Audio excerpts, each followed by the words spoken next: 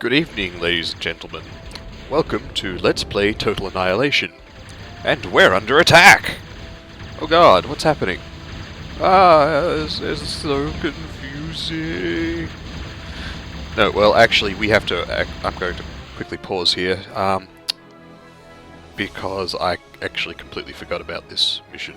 We have to act quickly in this mission. As you can see, there's like a bunch of trucks, Valkyries, which are air transports, and construction K-bots, and which is, you know, this guy here, and there's like there's a shit ton of core units that we can't control. Patrolling up and down this highway, which is to indicate the transports that the ARM have been shooting down. And based near the highway, there's some ARM units, you know, some Pee-wees, some Roccos, there's a Rocco there, etc. Thankfully, most of these ARM units actually can't hit these air transports, and they are really shitty at hitting the moving trucks and K-bots. So these units will actually last a while before they die, but I'm pretty sure that we have to kill the ARM before every one of these is dead. I'm going to queue up some stuff from Commander. It's actually a really stupid way of doing it. What you want to do is basically that. Then you get more and more. This is my basic Core Prime stat, in case you're wondering. It leaves you vulnerable for a really long time, and I would not recommend doing this in multiplayer, but it works in single player because typically the enemy won't attack you straight off. As you can see, we're trapped inside... Oh god, Jeffy. Never mind. We're trapped inside this little boxy thing. The ARM have some dudes up here, but not too many, just a couple of Roccos, which I'm fairly sure won't see my stuff down here. Oh, I think it was a Pee-wee. If they do, then I'll have the commander fire a D-gun up there and that'll solve the problem. But yeah, we're stuck inside this little area. So I'm going to have the storms sit here. I'm going to put them on hold position because I don't want them really going anywhere, and hopefully they will be able to take out any enemy units trying to sneak their way in. You will pretty much always have energy problems right at the start of Total Annihilation because the commander doesn't produce enough energy to actually build enough solar collectors to support his own needs while building more solar collectors. As you can see, one of the trucks is pretty badly damaged, and we've lost a couple of construction K-bots. Oh, there's a construction vehicle. Now, the construction vehicles, I think, are patrolling, so they're probably going to try and repair each other, which means they'll stop moving, which means they'll die. No? No, they're going to keep going. Okay, they might survive for a while then. Trucks are nice and tough, at least. Oh, Commander is still going. I think I can probably call it there, actually. Now, we haven't seen the core K-bots yet. We have seen their vehicles, so I'm going to build a couple of K-bot labs. And then I'm going to build a radar there. And then I'm going to have the commander go back to building some more infrastructure.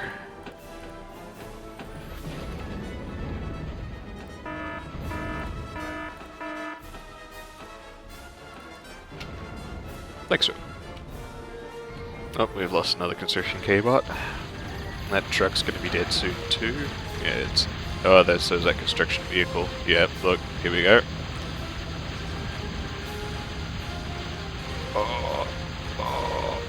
Boom. And that truck's probably going to go as well because the Pee-wees will kill it. And the Jeffies sort of get in there and jam up the works. Yeah, in general, we can probably expect that all of these dudes will be dead except for the flying dudes by the time we get there.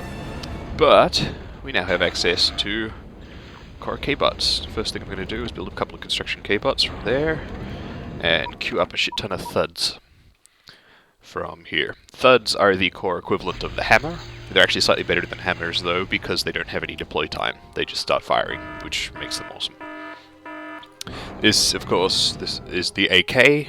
I said I'm never going to build any of these, and I'm not, so say goodbye to the AK. This is the Storm. Storms are pretty awesome. They're the equivalent of the Rocco. And again, like the Thud, they're actually slightly better than the Rocco because they have no deploy time. They just fire right out of their little shoulder-mounted rocket pod thingies.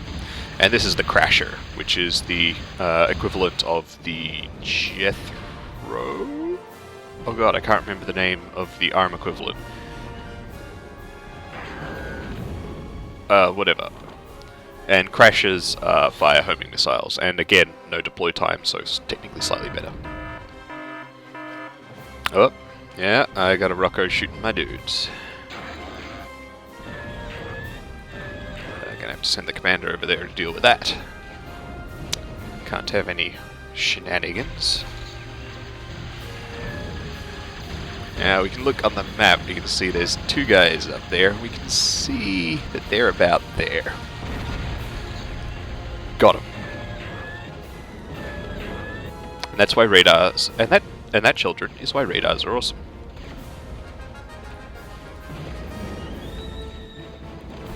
I'm going to have the commander repair that. And then we're gonna keep going, because the commander can basically just sit here expanding the infrastructure indefinitely. Because I'm not gonna have much of a use for him this mission. Okay, we can't build anything interesting with them. So I'm going to put some light laser towers behind the storms to help defend my base. And then I'm going to have the 4 thuds and the 2 storms all move out. This is then going to switch to storm production. And more thuds, because you can just keep producing thuds indefinitely. We're going to keep needing them. If my combined thuds... Oh, look, we got a fight out here with some hammers and peewees. So let's grab our dudes and see if we can put a bit of a dent in them. Oh, those hammers are actually just gonna... Okay, cool. Finish that LLT, guys.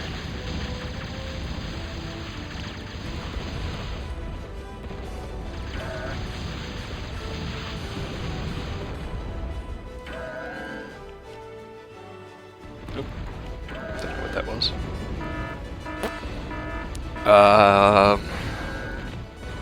Oh god, no. Oh shit. Okay, thank you. Metal extractors, when they die, they explode and do damage to stuff around them, and I'm pretty sure that solar collectors do as well, so that, like, that little resource gathering apparatus I've built down there is really compact and good, but if it gets destroyed, then the whole, like, destroying any one part will start a chain reaction that will probably blow up the rest of it as well. So we don't want that. And then I'm going to put a vehicle plant over there, because I can probably use some vehicles to help support my dudes. Oh dear, look at all those wreckages. Ah, there's a couple of trucks still alive though. So let's send our K-bots into the runway, the trade path? I don't know, whatever you want to call it. And have them clear out the arm units that are hooking at our dudes. We can perhaps prevent any further casualties. Let's go finish off that Rocco. Meanwhile, our light laser towers are done, so we can now expect to be able to defend ourselves from any more arm attacks that feel like wandering down.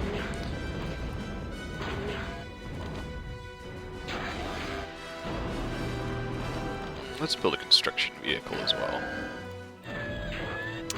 Now I'm going to introduce a mechanic that, as far as I'm aware, is unique to Total Annihilation and its various... Oh, actually, I do have access to these two structures, the energy storage and the metal storage. If you remember, way back when I said that there were ways to increase your storage of metal and energy, but they required buildings that we didn't have access to then, well, this is the way to do it.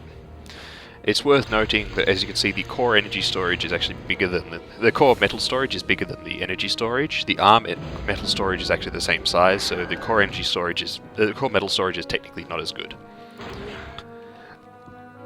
While that's building, I'm going to order these construction K-bots to guard or assist this factory. What that means is that while the factory is building something, they will add their own build power to the factory, and as you can see, they will consume some metal and energy as proportionate to how fast they build structures, and they will increase the rate at which units are built from the factory. As far as I'm aware, that particular mechanic is unique to Total Annihilation and its various inspired games. Now our K-bots have wandered down there and fixed that problem, so let's have them head up here and fix this one.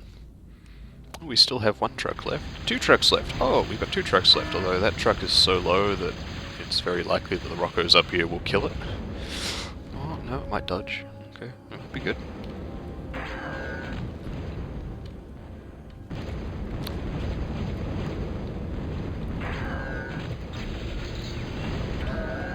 As you can see, the ARM have a hell of a lot of dudes lined up in really irritating places.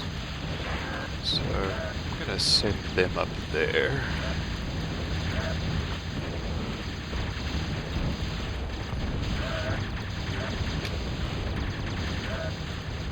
As you can see, the pathfinding system really doesn't like Core Prime. Oh, well, now we have a problem. Look at all that wreckage that's built up there. Oh. Ha! Fuck ramps! My thuds can just walk up the sides of the wall. That's awesome. I think this might be an artifact of the fact that the terrain is not actually 3D and rather is faked 3D.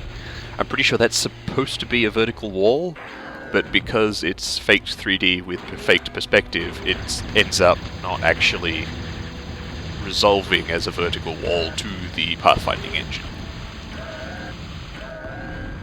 As you can see though, the thuds have no clue how to hit those peewees, none at all, because of the relative height differences and the shenanigans. But I can have the storms come up behind them and finish them off. Meanwhile, let's grab our next group of K-bots and have them come up here. And let's grab this group and have them head down there. Now, can a construction vehicle build anything interesting? Nope. He can just assist that then. And I'll have him make some instigators. Yeah, let's have him make some instigators. They can help out or something. Oh, hello.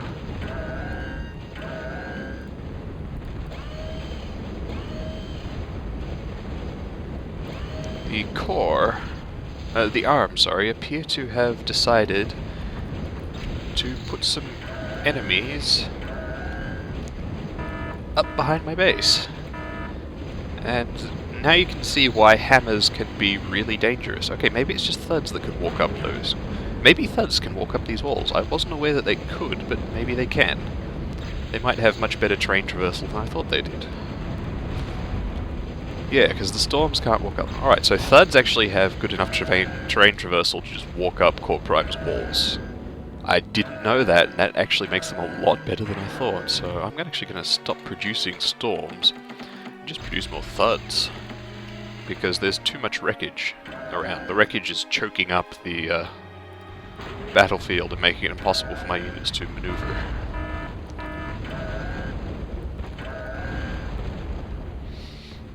So these storms were all... well, they weren't a waste of time, because they do have some nice indirect fire capabilities, but I should have just stuck with thuds. I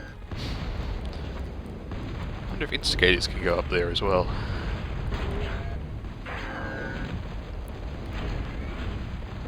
They can not. Alright, so thuds actually have pretty good terrain traversal. That's interesting to me. I was not aware that thuds had such good terrain traversal. That explains why there's all the hammers up there, at least.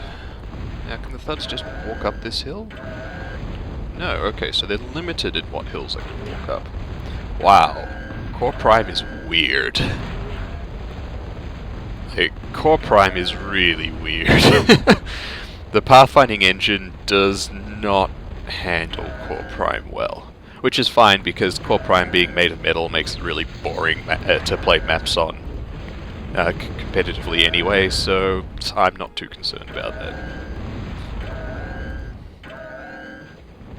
Why can he just walk up that slope, but they can't walk up that slope? That's really strange. Instigators, maybe you can work your way up there, or something. Alright, I'm going to have the commander come out, because he's kind of tough, and he has the right tools to deal with this wreckage blockage.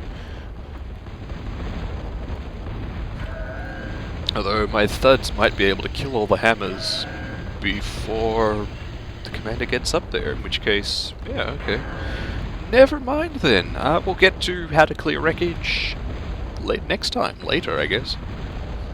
Because these hammers are about to all die, and I've still got more thuds streaming in. Yeah, thuds are pretty cool. I like thuds. Like, in general, low-level core units are kind of crappy, but thuds are alright. Hey, victory gongs! See you next time.